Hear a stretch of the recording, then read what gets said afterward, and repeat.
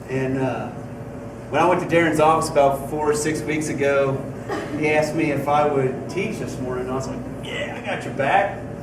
And then, like 3 weeks ago, I realized I was going to be teaching in front of women. And I got nervous, bad.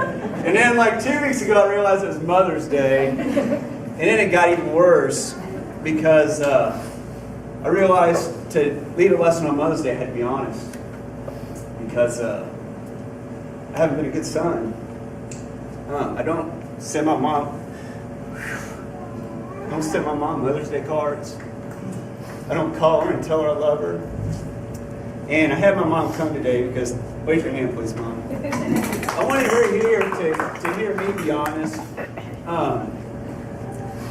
Because I didn't want to do it without her here and tell you guys first. So I got 3 scriptures I'd like to share for you this morning, share with you this morning. And the first scripture is out of 1 Corinthians 13.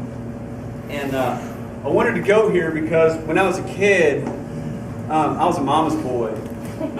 My sister ran with my dad. She was the tough kid. She beat up anybody in the neighborhood. When I got scared, I went and cried to Mom.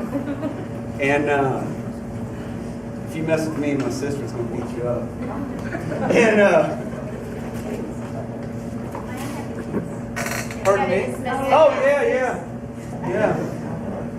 Kids? You can go with Miss Sheila? Yes.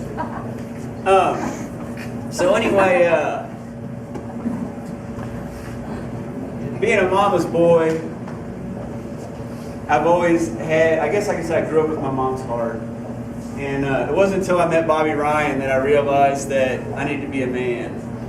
And to make a long story short, I was a prodigal son. And I know that my mom had to wear my shame. And there was a lot of times that I know she was embarrassed because of stuff I did. And I never thought about how she felt about it. And my sister was always top 90%, hometown athlete girl. And if I passed, it was because I got a 60 instead of a 59.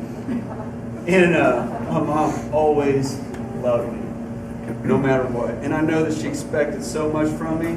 And when I didn't achieve, she just continued to love me. So I'll read 1 Corinthians to you. And the reason that I wanted to share this verse is because, of course, it's about love. But not growing up going to church, my mom displayed this scripture to a T to me. And I know that today in my heart, I know what this kind of love is because of the way my mom loved me. And Paul wrote, love is patient. Love is kind. It does not envy. It does not brag. It is not proud. And it does not dishonor others. It is not self-seeking. It is not easily angered. It keeps no record of wrongs. Love does not delight in evil, but it rejoices in the truth. It always protects. It always trusts.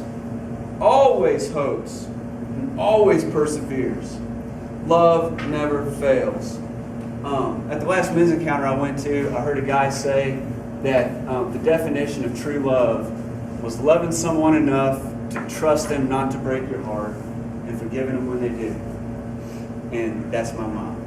And I know on this day that's set aside to honor mothers for the service that they've shown us, I've got another scripture that will go along with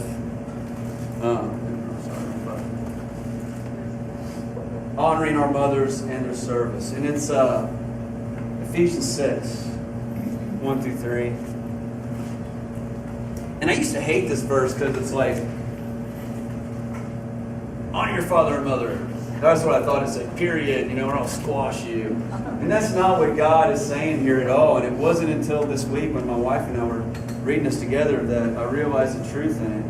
When it says, children, obey your parents in the Lord, for that is right.